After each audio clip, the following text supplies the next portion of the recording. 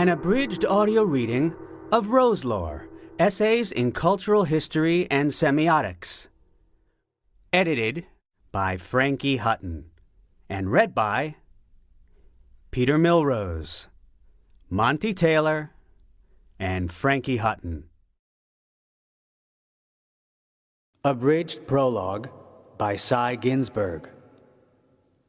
In this remarkable anthology, Rose Lore, many meanings of the symbology of the rose are uncovered.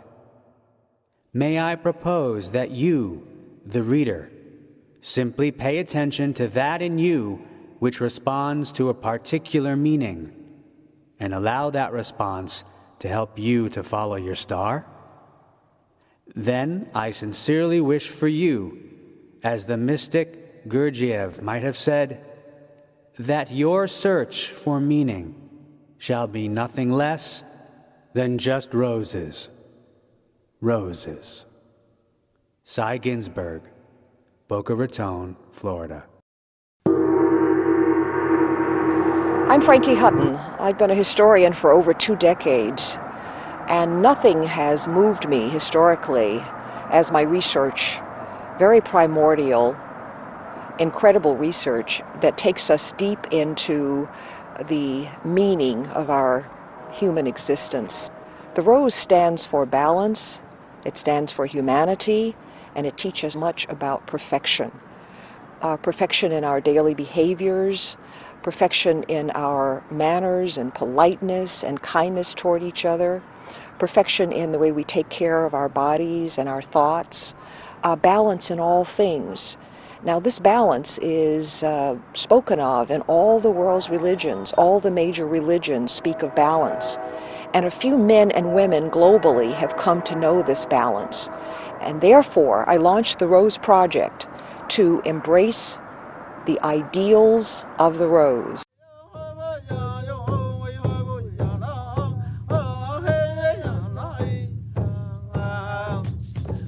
Chapter 1. Wild Roses and Native Americans by Michael Wasagaji Price. I begin this chapter with a story of the Native American oral tradition that tells of the significance of wild roses to the Anishinaabe, the indigenous people of the Great Lakes. Long ago, the Anishinaabe people were starving after an extended summer drought. The berries were few and scarce. The caribou had moved farther north, and the fish had vanished from the lakes and rivers. Soon, sickness and starvation was upon the village. I'm Toby Levin, and I'm here to talk about my passionate commitment to eradicating female genital mutilation, because I'll never forget the first time I learned about the custom and how strongly I felt that the children who were being cut, who were having their clitoris amputated, deserved to be protected against this violation. The rose is a symbol of the female genitalia.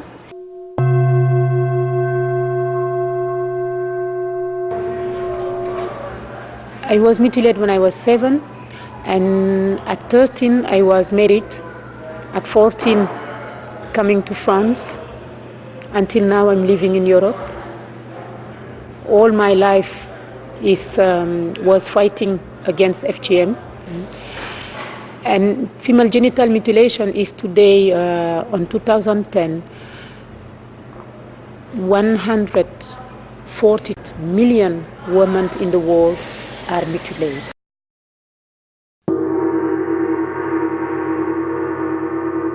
An abridged reading of Chapter 2, read by Peter Milrose. Female Genital Mutilation, or Cutting the Rose in Alice Walker's Garden, written by Toby Levin.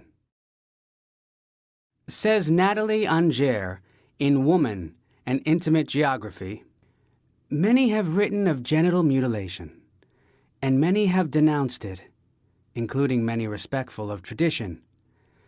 I feel enfeebled here, unable to add a constructive insight, depressed by the persistence of a repulsive right, and made small, as we all are, by capitulation through inertia. Genital cutting is an extreme abuse of human rights. Like slavery and apartheid, it is unacceptable. How can we stop it? By talking about it with angry, unbitten tongues, by never forgetting about it, and by not letting the issue slide back into obscurity now that we have learned of its pervasiveness and tenacity. Chapter 3. Rose Symbolism in Kabbalistic Tarot and Beyond, by Albert Ameo. The Kabbalistic Tarot, a pictorial collection of 78 arcana or cards, is divided into 22 major arcana, the most symbolic keys of the tarot system, and 56 minor arcana. For the purpose of this essay, discussion will be limited to the 22 major arcana, numbered 0 to 21. Here we survey the symbolism of the rose in the 22 major arcana of the tarot tradition, and offer an explanation as to why the rose is an important symbol in the Rosicrucian Brotherhood.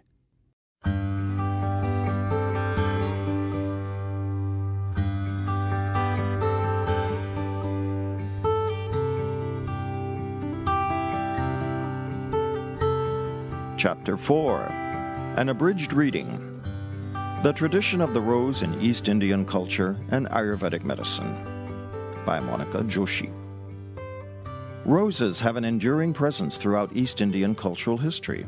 The flower was used and is still used today in ceremonies such as Hindu weddings and in the practice of Ayurvedic medicine, a traditional system of Indian healing.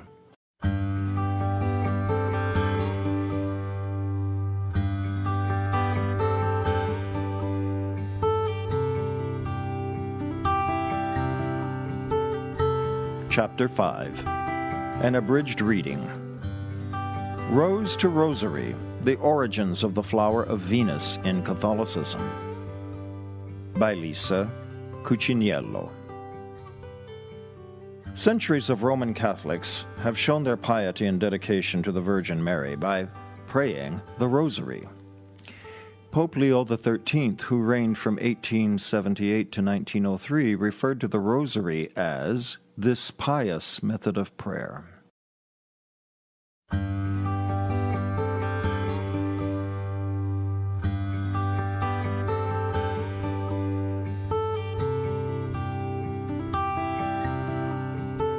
Chapter 6. The Rose and Astrology, by Montgomery Taylor. Astrology is, first of all, a language of symbols. Although vulnerable to misinterpretation, these symbols communicate truth beyond the capability of words, and, when carefully reflected upon, can help us understand who we truly are.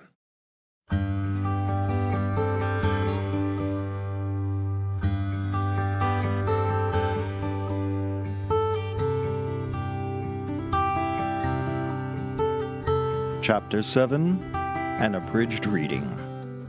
Roses in Turkish Culture and Literature, by Gamze Demiral. Nature, reflecting the traces of God like a mirror, has been a source of inspiration to all artists for centuries and accepted as meritorious and holy.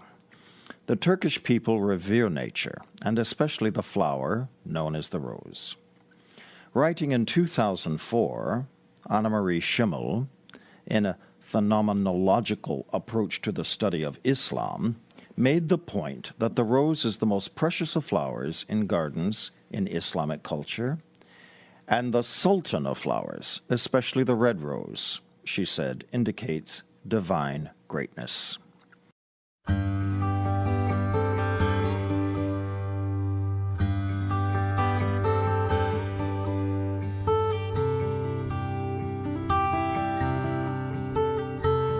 An abridged reading of Chapter 8, Dying Laughing, The Rose from Yeats to Rumi, by Frankie Hutton. We lovers laugh to hear, this should be more that, and that should be more this, coming from people sitting in a wagon tilted in a ditch. Going in search of the heart, I found a huge rose under my feet, and roses under all our feet. Rumi. Translation by Coleman Barks. This essay surveys timeless meta-spiritual qualities of the rose as reflected in classical poetry and literature. 14th question. It's from Rumi, Persian poet, 13th century. Translated by Coleman Barks, University of Georgia. What if I broke a whole branch of roses? What if I lost myself in the friend? How it would be to have no faith? What if I picked a pickpocket's pocket? Does it mean anything when a single basket is lost in Baghdad? When one wheat grain is missing from the bar? How long will this illusion last?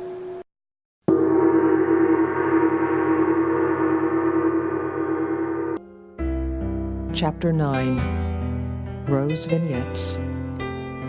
Black Plague to Gulag. Written by Frankie Hutton and read by Frankie Hutton. In 1938, German Jewish poet and writer Rudolf Borchardt published his last work, a masterpiece of a book under the title The Passionate Gardener. In this little-known work of about 340 pages that has been translated into English by Henry Martin, Borchardt uses plants and gardening as a deep antecedent for the potentiality of human beings to grow up, to master themselves, and to create something good for all mankind. A reading of Chapter 10 by Frankie Hutton. Blossom as the Rose in Oahspe, the Emerald Tablets, and the Holy Bible. Written by Frankie Hutton. An abridged version. According to an expert on cultural icons and symbolism, the rose is said to hold a royal status among flowers, explained by its association with comfort, generosity, and discretion. But it is apparently not well known that high-level entities in nature and in the universe have been connected to the rose. Inextricable, for instance, is the connection of the rose to the sun, to the great mystic Jesus Christ, who was known also as the Rose Child, and to the floral symbol of the female vulva. Even the magnificent scent of the flower has been revered by both pagans and patricians over epochs and across global timelines.